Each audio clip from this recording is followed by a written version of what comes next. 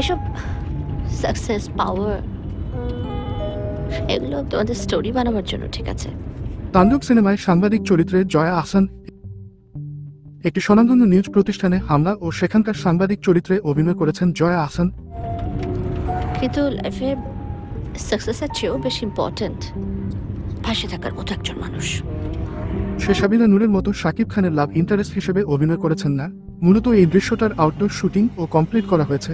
বিশাল পরিসরে এই দৃশ্যটির শুটিং করা হয়েছে, যেখানে আতঙ্কিত লোক, রেস্কিউ টিম ও উৎসুক জনতা, সাংবাদিক ও আইনশৃঙ্খলা বাহিনীর চরিত্রে বেশ কিছু লোক অভিনয় করেছেন। তাণ্ডব অনলাইনে এভাবে আর কত শুটিং স্পট থেকে সিনেমার দৃশ্য লিক হওয়া নতুন কিছু নয়। হলিউড বলিউডেও এমন ঘটনা অহরহ ঘটে। অনেক সময় নির্মাতারাই কৌশলে কিছু দৃশ্য ইচ্ছাকৃতভাবে ভাইরাল করে দেন যাতে হাইপ তৈরি হয়, ফ্রিতে প্রমোশনও হয়ে যায়। কিন্তু শাকিব খান ও রায়হান রাফির আপকামিং তাণ্ডব সিনেমার ক্ষেত্রে বিষয়টা যেন সীমা ছাড়িয়ে যাচ্ছে।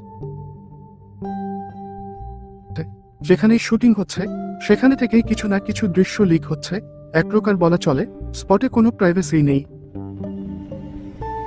ইতিমধ্যে শাকিব খান ও সাবিনার লুক প্রায় সবাই দেখে ফেলেছে, ফলে টিজার বা ট্রেলারে তাদের আউটলুক দেখে দর্শকের চমক পাওয়ার সুযোগ থাকবে না।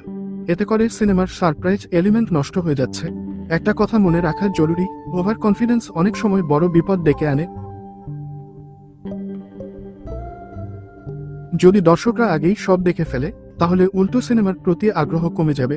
রায়হান রাফির উচিত দ্রুত শুটিং স্পটে নিরাপত্তা জোরদার করা এবং মোবাইল ফোন ব্যবহার পুরোপুরি নিষিদ্ধ করা। তাণ্ডব একটি হাইপড ও পটেনশিয়াল সিনেমা। এমন একটি সিনেমার মূল্যবান দৃশ্য যেন আগে থেকেই অনলাইনে ঘুরে বেরিয়ে না বেড়ায়, তা নিশ্চিত করতেই হবে। এই ধরনের লাগামহীন লিক আসলে তাণ্ডব এর জন্য এক অশনি সংকেত। এটা থামাতেই হবে এখনই।